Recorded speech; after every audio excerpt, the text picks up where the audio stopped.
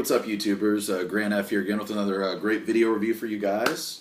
Real quick, I just wanted to give a quick shout out to the band Naked and Famous. I actually got to see them live this past weekend at the Brady Theater here in good old Tulsa, Oklahoma. Very, very talented band, put on a great show. I actually have a video that I uploaded from the show of them performing Hearts Like Ours on my channel. You guys can check it out. Amazing show, very talented New Zealand band. Definitely worth checking them out if they're performing anywhere near your city. But yes, to get to the review, guys, holy shit, I have now seen this film twice. It's probably my favorite film of the summer thus far, and we are talking about X-Men Days of Future Past. Bryan Singer is back at the helm, and thank God, because I don't know what he was thinking when he left the franchise to direct Superman Returns, and what a colossal turd that film ended up being, but he is very much welcome back in the director's chair. I understand he's going through a little bit of controversy right now. I wish him the best of luck with his legal trouble. I don't personally think he is involved with any of that trash that he's being accused of. I really hope not. But his new film, Days of Future Past, X-Men Days of Future Past, is absolutely his best film to date. The best X-Men film he's directed by far. And this is, in my opinion, also the best X-Men film in the series that we've gotten. Days of Future Past was a 1981 comic book story arc that was written by Chris Claremont and another writer. I can't forget his name. I can't remember his name. I'm sorry, but it was a great story. It involved time travel. It was like Terminator meets X-Men. They have to go back in time to prevent this disastrous, future from ever happening. And it all starts with one killing, with one assassination, and they're basically trying to go back to prevent that. The X-Men, the film opens, and Professor Xavier is narrating like what is the current state of the future of the X-Men universe, like of the world that the X-Men live in. Sentinels, these organic robotic beings that were created by this government that hates mutants and wants them controlled or stopped. They are these incredible machines that have the ability to stop any mutant dead in its tracks. They can basically evolve to take on their powers, and the X-Men and pretty much every mutant across the world is powerless, defenseless against them. And they don't just target mutants, they start targeting humans that are carrying the mutant gene, or that will pass on the mutant gene to their children or to their children's children. And so not only is mutant kind at stake, but humanity is at stake as well. I mean, the entire friggin' world.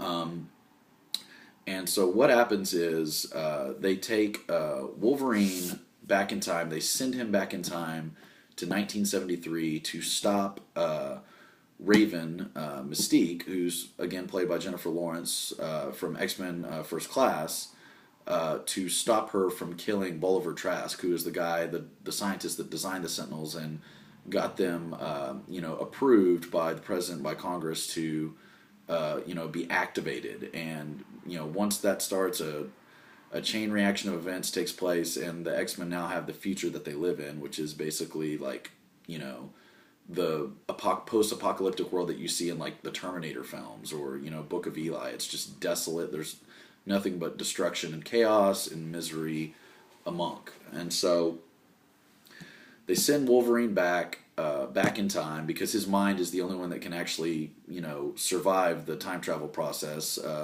Kitty Pryde, aka Shadowcat, now her powers have evolved to where she can actually not only be tangible and go through walls, but she can actually send people back through different states of time. And so they send Wolverine back to 1973, and he has to locate Professor Charles Xavier, played by James McAvoy, who is probably the show stealer of the film, and Michael Fassbender, who is also the show stealer. I mean, when those two actors are on screen playing their respective characters, Magneto and Professor X, they are just incredible. They're great to watch them play off each other, and I love the dynamic between them. Is that Professor X is he was modeled after Martin Luther King Jr., who believed that, you know, we can coexist with these people. We can be fine, amongst African Americans, or in this case, mutants. Whereas Magneto was modeled after, Stanley actually said this about this. Magneto was kind of modeled after Malcolm X, because Malcolm X was more militant and more violent in asserting rights for African Americans, and this whole civil rights, backdrop behind the actual mythology of X-Men, and really, I mean, just anybody that's different or feared, or just because that they're not understood. I mean, the the gay and lesbian community, the African American community, the the transgender community, just really any minority can really get behind the metaphors that these X-Men films, these comics, these stories represent. It's really, really powerful material. So yes, that is basically the plot of Days of Future Past. I know that I'm being really brief, and it has layers and layers and layers and layers to it, because it is a time travel movie, and it can get confusing for some. I highly recommend that you guys go and watch the other X-Men films. I'm talking X-Men, X2, even X-Men The Last Stand and X-Men Origins, First Class, The Wolverine, and now X-Men Days of Future Past. Because if you don't, I'm telling you, you will be extremely lost. You will, because they harken back to all 6 previous films, and it's really just great how they tied everything together. I mean, every little tiny piece just fits perfectly. There are a couple of small little things where you're like, well, wait, why does this character have this, and why are they talking to them now?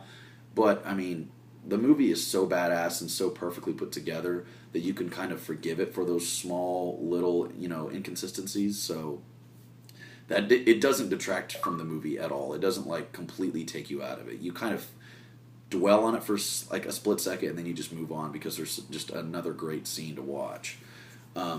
Definitely my favorite part of the film was Quicksilver, who was played by the guy from American Horror Story. I can't remember the guy's name, but he did a wonderful job. I was kind of skeptical about him because I saw his costume on the cover of Empire magazine, and he looked completely ridiculous, like this 70s disco king guy. But the prison break where they go to get Magneto out of the Pentagon was just incredible. It was so cool to watch. It was hilarious. But yeah, guys, I will not say anything more about the plot, because I want you guys to go see this movie. I've seen it twice. The first time I saw it on Thursday. I saw a midnight screening of it. Then I saw it 2 days later on Saturday. I saw it in 3D. 3D was amazing. It was shot in 3D. Go see it. It was really cool. Yeah, I can't give this film enough praise, guys. I mean, you can obviously tell I was completely pumped for this film. I even like it just a hair better than Godzilla. And believe me, Godzilla was just amazing. It was just a breath of fresh air to see Godzilla on the big screen again and see him done right. But this is by far my favorite film of the summer. I mean, right now I'm just counting them down, but I've got Captain America: The Winter Soldier, Godzilla, and now X-Men at number 1. We'll have to wait and see. There's a lot of great movies coming out this summer that I'm really excited about. But as of right now, I fucking love Days of Future Past. I loved it. Great film. You guys, let me know what your thoughts are about the new X-Men film.